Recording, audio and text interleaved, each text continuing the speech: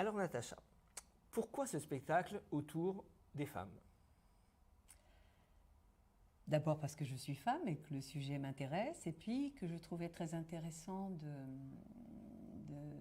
croquer des portraits de femmes, en fait, plus que parler des femmes au sens large. C'est vraiment des petites vignettes sur comment sont perçues les femmes, tant du côté des hommes que comment elles se perçoivent elles-mêmes. Je trouve que le sujet est vaste, vraiment vaste, et il y a tant à dire.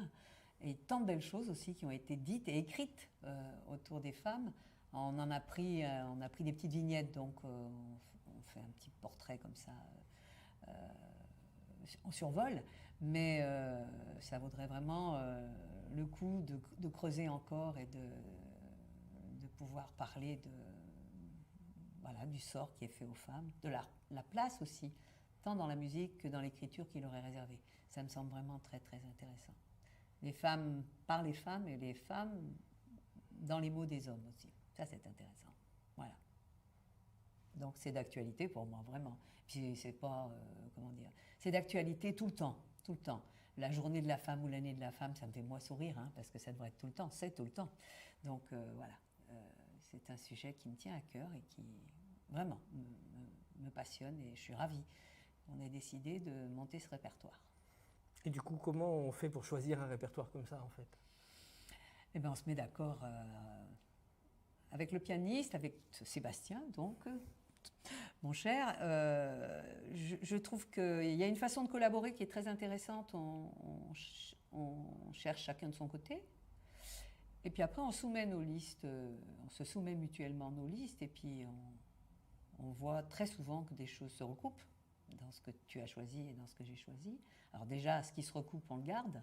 Et puis, ce qui me semble intéressant aussi, c'est de partir à la découverte de ce que soit on ne connaît pas. Par exemple, tu m'as fait des propositions de textes ou de chansons que je ne connaissais pas et que j'imaginais pas même pouvoir chanter. Je ne me voyais pas interpréter ça, non pas parce que c'est acrobatique à interpréter, mais parce que je me disais... c'est pas pour moi. Par exemple La côtelette de Brigitte Fontaine. Alors je me disais, elle le fait si bien, je vois pas comment je peux me démarquer de ça ou comment je peux faire autrement. Ça n'a pas d'intérêt si on fait pareil, je peux pas faire pareil en plus. Et ce qui est intéressant, c'est d'amener sa touche personnelle. Et pour amener sa touche personnelle, il faut connaître le texte, il faut déjà s'être intéressé à ce que ça dit. Et moi, j'étais passée à côté de cette chanson-là, par exemple. Et Les Bleus aussi de Gainsbourg, que tu m'as fait découvrir, c'est des choses que je ne pensais pas interpréter. Et je trouve ça extrêmement intéressant. Et puis tu as eu cette bonne idée de me pousser à mettre mes propres textes un peu comme un fil rouge. Des textes qui ne sont pas en musique, qui sont juste dits, et ça je trouve que c'est une belle idée parce que ça oxygène bien Et oui, mais surtout parce que tu avais beaucoup écrit sur les femmes. Finalement, c'est un sujet qui te passionnait au niveau de l'écriture aussi. Ouais. Et ça me paraissait évident qu'on mette ça dans le répertoire, qu'on tisse les chansons avec ces textes-là. Ça paraissait logique, puisque c'est toi qui défends aussi, en chantant les textes des autres. Ouais. Mais enfin, on les porte quand même à deux, parce que c'est vrai que la part des arrangements et du piano, elle est vraiment à part égale avec le chant. Donc c'est pour moi très important, parce que ça donne une dynamique qui ne serait pas la même si j'étais accompagnée par d'autres instruments, par exemple, ou par d'autres musiciens. Donc, c'est surtout que là, dans le choix, il y a quand même des textes, enfin des chansons qui viennent d'univers différents, de périodes différentes, hein, puisque moi j'ai toujours été par exemple passionné par la chanson réaliste. Oui. Et donc ces chansons de femmes de l'après-Première Guerre mondiale, enfin guerre de 14-18, où il y a eu cette hécatombe terrible où tous les hommes ont été, enfin beaucoup d'hommes ont péri à la guerre, et du coup les femmes se sont retrouvées évidemment à travailler dans les usines, mais aussi certaines à se droguer pour tenir, à se prostituer, etc. Et tout ça, ça a été chanté par des merveilleux interprètes de l'époque. Donc effectivement, quand on prend des chansons qui datent de 100 ans, où, il faut les retravailler, il faut les repenser pour qu'elles... Les thèmes nous parlent toujours aujourd'hui, mais il faut les repenser esthétiquement, il faut que les arrangements suivent aussi, qu'on n'entende pas l'époque absolument, mais qu'elle parle à tout le monde notre époque, à nous. C'est ça qui est intéressant. Moi, je travaille dans les arrangements toujours avec cette idée-là, de toute façon, de pouvoir être suffisamment moderne, entre guillemets, pour pouvoir être entendu, quelle que soit l'époque de la chanson à l'origine. Donc, c'est ça qui est important. Mais je trouve intéressant de laisser libre cours, enfin, une place à la part féminine qui existe en chaque homme.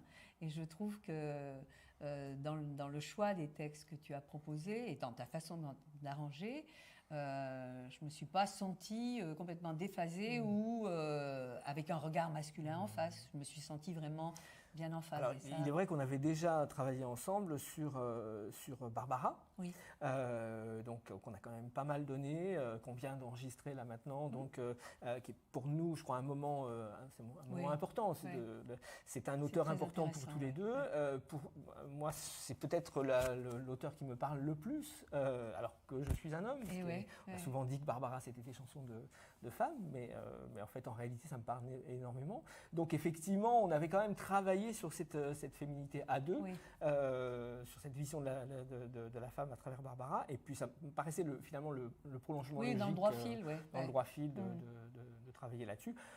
Avec l'idée, cette fois-ci, peut-être de varier aussi les ambiances, les styles musicaux aussi, la façon de voir, parce qu'entre ce que tu parlais des Bleus tout à l'heure de Gainsbourg, qui est une chanson sur la maltraitance faite aux femmes, eh bien, c'est peut-être, on a des thèmes de ce type-là, on a des thèmes qui sont vraiment sur la féminité, on a quelque chose sur la folie féminine, l'hystérie féminine, on a quelque chose...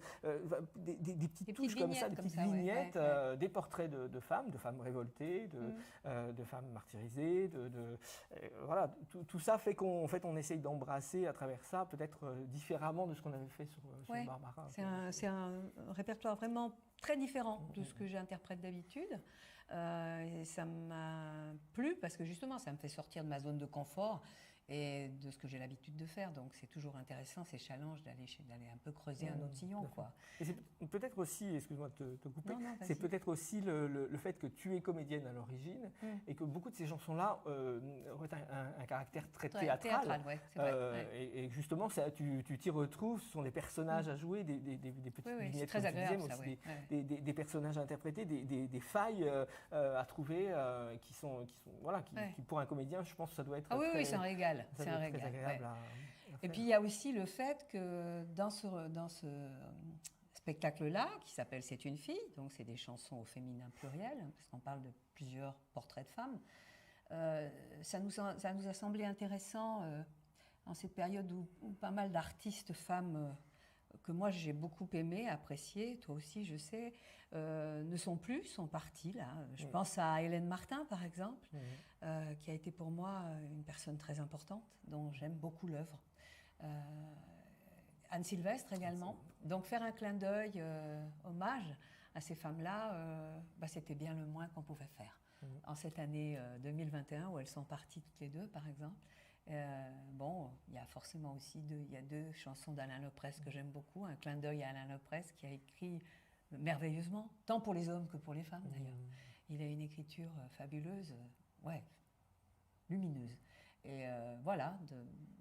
De rendre hommage à ces gens qui sont partis. Bien sûr, Nougaro aussi, puisqu'on a une chanson de Nougaro. Et je trouvais intéressant de dresser ces portraits-là. Et quand je chante, par exemple, La sorcière comme les autres d'Anne Sylvestre ou le blues de Bessie Smith, qui a mis en musique Hélène Martin sur le texte de Benedetto, j'ai vraiment une pensée pour mes sœurs de chant qui ne sont plus, et qui m'ont portée, vraiment, elles m'ont portée. Ça fait partie des femmes qui m'ont donné envie de chanter. Et elles sont des monuments dans la chanson française, ces femmes-là. Pas assez reconnues, malheureusement, pas assez connues. Et si à travers le travail qu'on fait, on peut continuer à les faire exister, c'est bien. Écoutez, on se rejoint ce soir. On va se souhaiter que ce spectacle marche, que notre petite fille grandisse bien. Ce qui est dommage, c'est que pour une première fois, ce ne sera pas en direct avec du public. Enfin, ce sera en direct, mais pas avec du public dans la salle, évidemment. Mais ça permet déjà de faire entendre. D'être heureux de le jouer. C'est vraiment la première, là. C'est vraiment la première. Eh bien, à ce soir. Merci, Seb.